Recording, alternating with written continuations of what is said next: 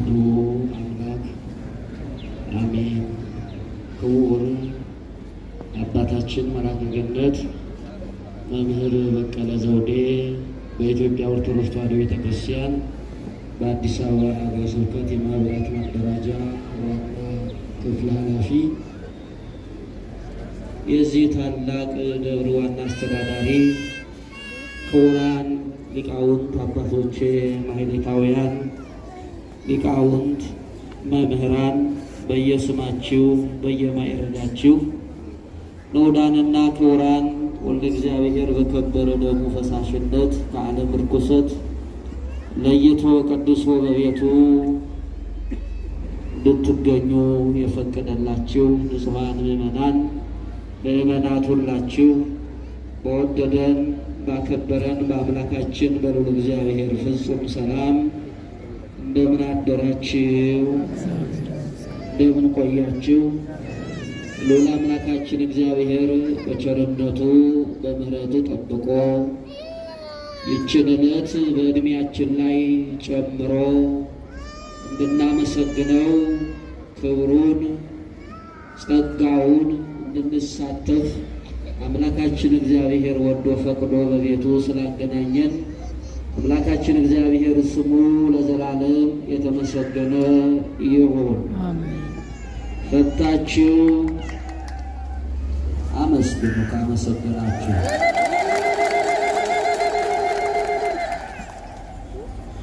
ሁሉ ነገር በአግባቡ በስርዓቱ ከሆነ በሰውም በእግዚአብሔርም ዘንድ የተወደደ ይሆናልና ስናመሰግንም ያለ ከልካይ ያለ የሚከናወንባት ታላቅ ዕለት ናት።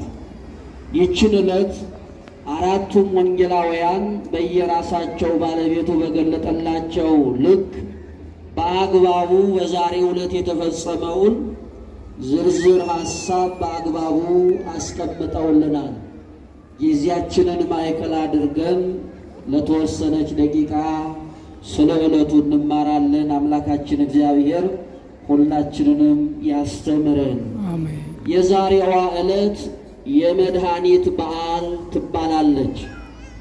መድኃኒት የተባለ ራሱ ባለቤቱ እግዚአብሔር ዓለምን ለማዳን በአጭር ቁመት በጠባብ ደረት ተወስኖ ከኃጢአት በቀር ሰው የሚሠራውን ሁሉ ሰርቶ አርአያ ምሳሌ የሆነበት ሰማያዊው አምላክ ምድራዊ የማይታየው አምላክ በግልጽ የታየ የማይዳሰሰው ቦታና ጊዜ የማይወስነው እሱ በጊዜና በቦታ ተወስኖ በፍጥረታት አንደበት ሁሉ የተመሰገነበት የምስጋና ዕለት የባለቤቱ የክብሩ መገለጫ ዕለት ተብላ ስለምትታወቅ ይችን ዕለት ሊቃውንቱ የመድኃኒት በዓል የመድኃኒት ዕለት ብለዋታል። ለምን?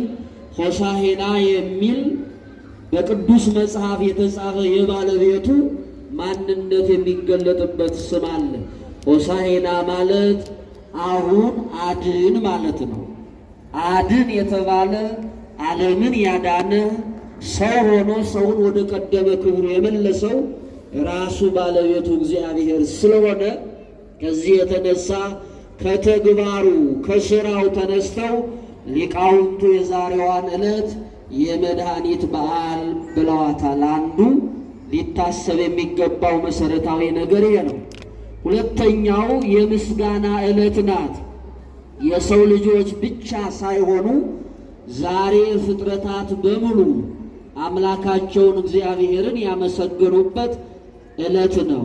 ግዑዛን የሆኑ ፍጥረታት የቢታንያ ድንጋዮች ሳይቀሩ ሆሳዕና በአርያም ብሩክ ዘይመጽእ በስመ እግዚአብሔር፣ በአርያም መድኃኒት ይሁን፣ በአርያም መዳን ይሁን፣ በእግዚአብሔር ስም የሚመጣ ስመ እግዚአብሔርን መሠረት አድርጎ እግዚአብሔር እየተባለ የሚመጣ እሱ የተባረከ ነው የተመሰገነ ነው ብለው ሰዎች ለጊዜው ያልታደሉ አናመሰግንም ቢሉ እያመሰገኑ ያሉትን ሕፃናት እንዳያመሰግኑ ቢከለክሉም ምስጋና የባህሪ ገንዘቡ የሆነ እግዚአብሔር በሰው አንደበት ብቻ ሳይሆን ግዑዛን በሆኑ የቢታንያ ድንጋዮች እንደተመሰገነ ቅዱስ መጽሐፍ ይነግረናልና የምስጋና ዕለት እንላታለን። ይችን ዕለት በሌላ መልኩ የፈውስ የድህነት ዕለትም እንላታለን።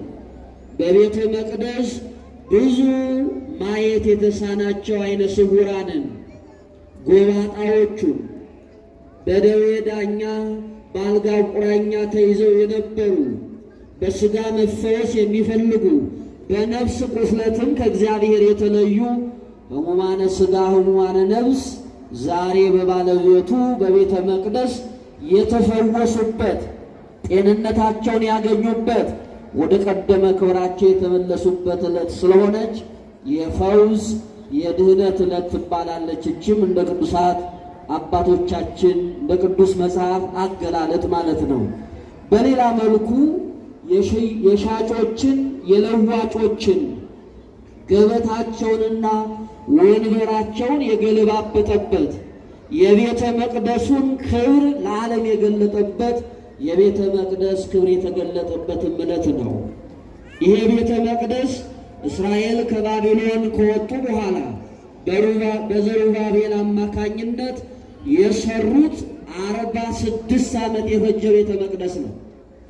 በዚህ ቤተ መቅደስ የማይገባ የጥፋት ርኩሰት ያከናውኑ የነበሩ ሻጮችን፣ ለዋጮችን ገበታቸውን ወንበራቸውን ገለባብጦ ቤቴ የጸሎት ቤት ትባላለች፣ የመስዋዕት ቤት ትባላለች፣ የምህረት ቤት ትባላለች፣ የበረከት ቤት ትባላለች፣ ጻድቃን የሚገቡባት የእግዚአብሔር ደጅ ትባላለች ብሎ ቤተ እግዚአብሔር ቤተ ክርስቲያን ቅድስናዋ፣ ልዕልናዋ፣ ከፍታዋ ለዓለም እንዲገለጥ አምላካችን እግዚአብሔር ዓይኑና ጆሮው ለዘላለም ጸንተው በሚኖሩባት በዚች ማደሪያው የተመሰገነባት የቤተ መቅደስም ክብር የተገለጠበት ዕለት ነው። በዓሉ የተደራረበ ነው የተባለው ከዚህ የተነሳ ነው።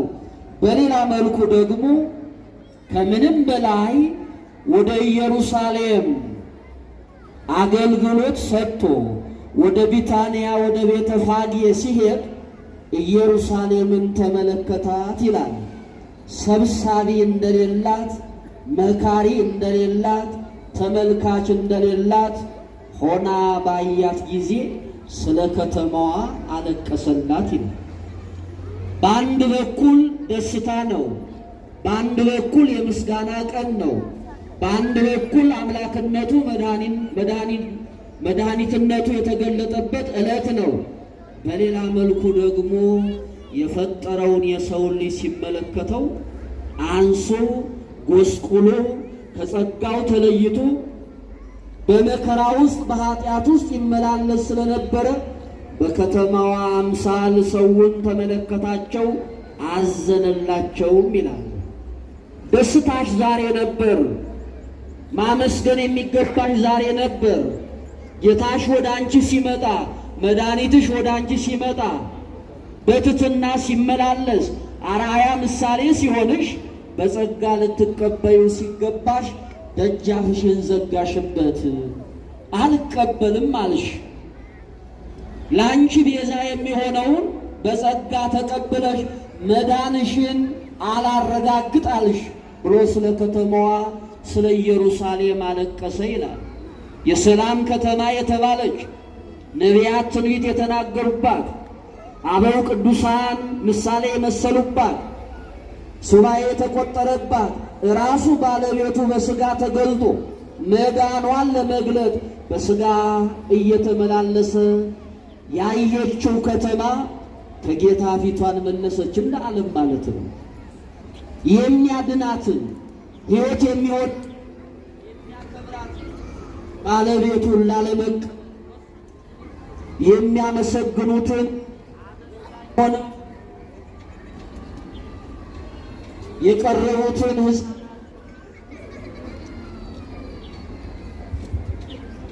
የሚያመሰግኑትን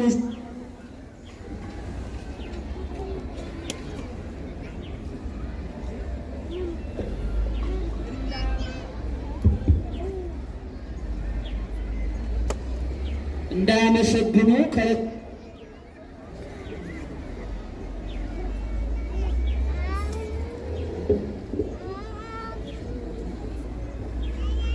ስለዚህ ከተማዋን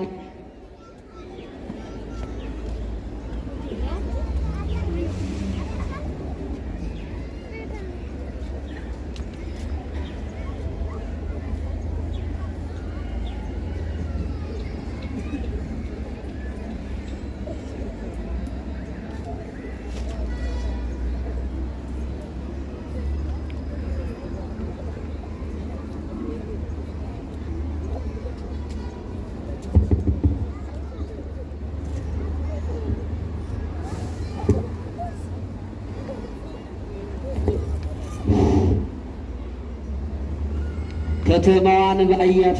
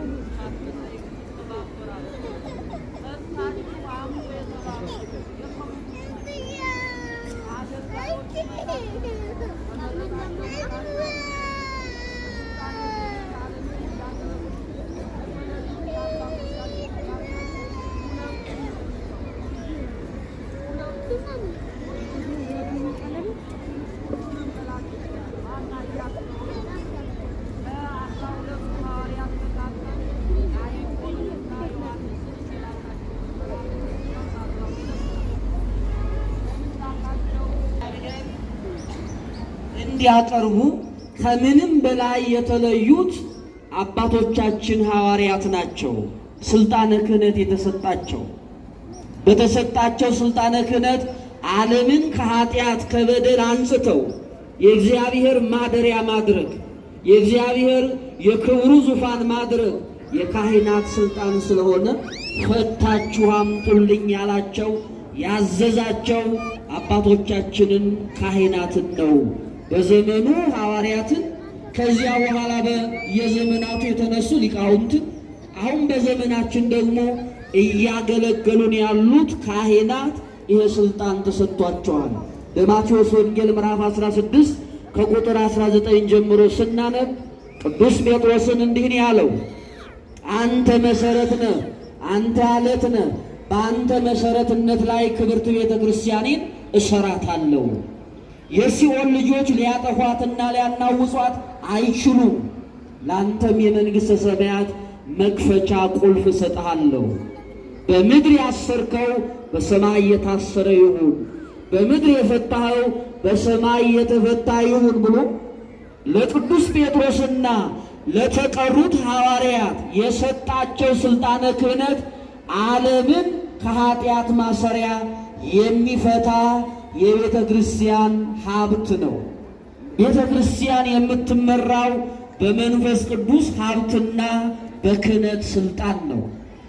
በመንፈስ ቅዱስ ኃይል በስልጣን ከብረው ሊያገለግሉን በሚገባቸው በአባቶቻችን በካህናት የማትመራ ቤተ ክርስቲያን እንዲሁ ዝም ብላ የግለሰቦች ስብስብ ትባል ካልሆነ በቀር ቤተ ክርስቲያን ልትባል አትችልም።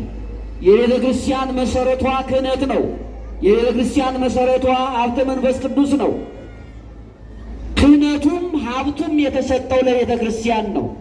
የቤተ ክርስቲያን አገልጋይ ስንሆን፣ ለቤተ ክርስቲያን ቅርብ ስንሆን፣ በሙያና በሕይወት እግዚአብሔርን ለማገልገል ወደ እግዚአብሔር ስንቀርብ የሚሰጥ ሀብት ነው ስልጣነ ክህነት። የምስጢራት ሁሉ ማክበሪያ ነው። የምስጢራት ሁሉ መፈጸሚያ ነው። የምስጢራት ሁሉ ማክበሪያ ስልጣነ ክህነት ለቤተ ክርስቲያን ስለተሰጠ ባለቤቱ ዓለምን ፈተው አንጽተው አክብረው ለማደሪያነት አዘጋጅተው ወደ ራሱ እንዲያመጡ ፈታችሁ አምጡልኝ ብሎ ትእዛዝ ሰጣቸው።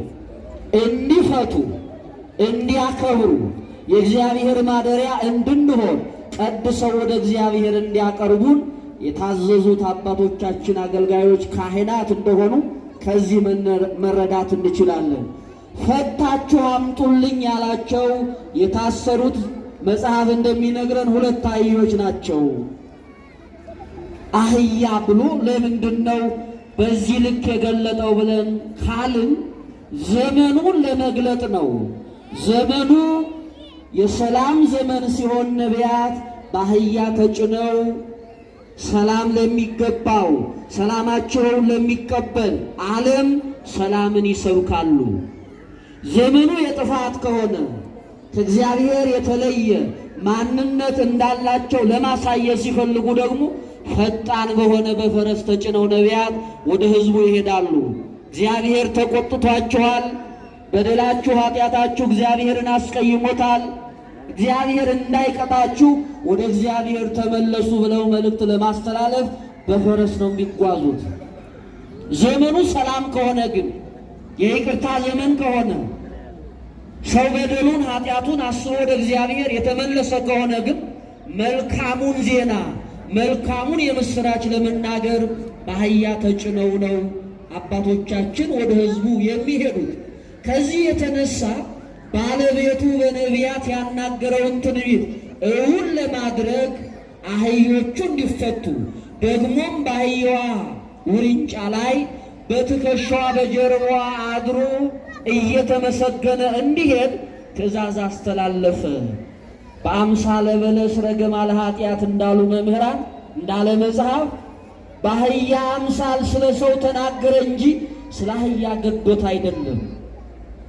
በመጽሐፍ ቅዱስ በምሳሌ የቀረቡ ብዙ እንስሳቶች አሉ። የእስራኤልን አለማመን ማደሪያቸውን አለማወቅ ባለቤቱ ለመናገር በትንቢተ ኢሳይያስ ምዕራፍ 1 ከቁጥር 9 ጀምሮ ላምና ሌላው እንስሳ ማደሪያውን ጋጣውን በረቱን ሲያውቅ እስራኤል አላወቀኝም ብሎ ተናግሯል። በምሳሌ መናገር ነው። ዳግም ሲመጣ ለዳኝነት በቀኝ በጎቹን በግራ ፍየሎቹን ብሎ ተናግሯል። የፍየልና የበግ ነፍስ ዳግመኛ እንደገና ተሰጥቷቸው ለፍርድ በእግዚአብሔር ፊት የሚቆሙ ሆኖ አይደለም። ትንሣኤ ኖሯቸው አይደለም። ጻድቃንን በበግ ኃጥአንን በፍየል መስሎ የመናገር የመጽሐፍ ሐሳብ ስለሆነ ነው። ባለቤቱ በምሳሌ ስላስተማረ ነው እንጂ የጻድቃን የኃጥአን ጉዳይ ነው የተገለጠው በቅዱስ መጽሐፍ። አሁንም ታስረው የነበሩ ለዘመናት በኃጢአት በበደል እግዚአብሔርንም ባለማወቅ ከእግዚአብሔር ክብር በመራቆት ባዶአቸውን የነበሩ በአህያ የተመሰሉ የአዳም ልጆች ናቸው። 5500 ዘመን በኃጢአት ማሰሪያ ታስረው በዚህ ዓለም ገዢ በዲያብሎስ አገዛዝ ስልጣን ተይዘው የነበሩ የሰው ልጆች ናቸው ተፈተው እንዲመጡ ትእዛዝ ያስተላለፈው። ያልታሰረ ዓለም ያልተፈታ ዓለም ሳይፈታ ወደ እግዚአብሔር መንግሥት መግባት አይችልም። በኃጢአት በበደል የተያዘ ዓለም ከኃጢአት ከበደል ሳይነጻ ወደ ቅድስናው ማዕረግ ወደ ቅድስናው ክብር መምጣት አይችልም። ስለዚህ ፈታችሁ አምጡልኝ አለ። እንደታዘዙት አባቶቻችን ሄደው ሁለቱን የታሰሩ አህዮች ፈተው አመጡ። አህዮቹ ተፈተው ወደዚህ ሲመጡ አንዳንዶች ስለምን ትፈታላችሁ አሉ። እነሱም እንደታዘዙት ጌታ ፈታችሁ አምጡ ብሎናል፣ ለጌታ ያስፈልጉታል። እስከ ዛሬ ድረስ ሌላ አካል ነው ሲያዝባቸው የኖረው፣ ሌላ አካል ነው ሲገዛቸው የኖረው፣ ሌላ አካል ነው ሲጠቀምባቸው የኖረው። ከዛሬ ጀምሮ ሊጠቀምባቸው የሚፈልገው የፈጠራቸው ደግሞም የሚገዛቸው የሰማይና የምድር ፈጣሪ እሱ እግዚአብሔር ነው። ፈታችሁ አምጡ ያለን እሱ ነው ብለው መለሱ። ተፈቀደላቸው፣ ይዘው መጡ። ጌታም ይከተሉት የነበሩ በርካታ ልዩ ልዩ ጥያቄ ይዘው የመጡ ሕዝቦች ነበሩ። አንዳንዶቹ መልኩን ለማየት፣ አንዳንዶቹ አነጋገሩን ሰምተው ለማድነቅ፣ አንዳንዶቹ ተርበው ነበር ለመብላት፣ አንዳንዶቹ ታመው ነበር ለመፈወስ፣ አንዳንዶቹ ደግሞ ነገር ፍለጋ በንግግሩ ምን ስህተት እናገኝበታለን ብለው አስበው የመጡ ነበር። እነዚህ ሁሉ ባሉበት ጌታችን መድኃኒታችን ኢየሱስ ክርስቶስ 10ሩን ምዕራፍ በአንዷ 2ቱን ምዕራፍ ደግሞ በሌላኛዋ እንደ ማንኛውም እንደ ነቢያት ቀድሞ እንደተነገረው በአህያው ውርንጫ ላይ ተቀመጠ።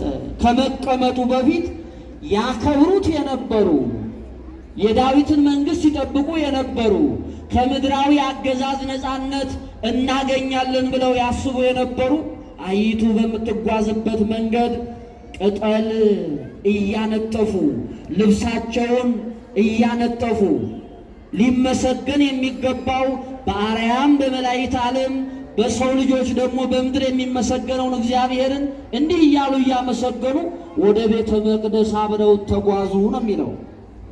ወደ ቤተ መቅደስ ከዓለም ወደ ቤተ መቅደስ ነው ያመጣቸው። ከኃጢአት ፈቶ ወደ ቅድስናው ስፍራ ነው ያመጣቸው።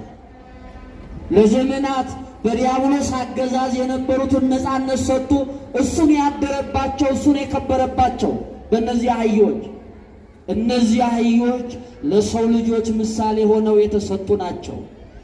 ዛሬም የሰው ልጅ በአስተሳሰቡ፣ በንግግሩ፣ በተግባሩ እግዚአብሔርን በመበደሉ በኃጢአት ማሰሪያ ታስረዋል። የዚህን ዓለም ገዢ ሐሳብ በመፈጸም ከእግዚአብሔር ተለይቷል። በኃጢአት የታሰረው ዓለም እንዲፈታ ባለቤቱ ወዷልና ጥንታዊቷ ቤተ ክርስቲያን ይሄንን ዕለት የመፈታት ዕለት ብለዋለች። የነፃነት ዕለት ብለዋለች። እግዚአብሔርን የመምሰል ዕለት ብለዋለች። እያንዳንዳችን የመጣነው ለመፈታት ነው።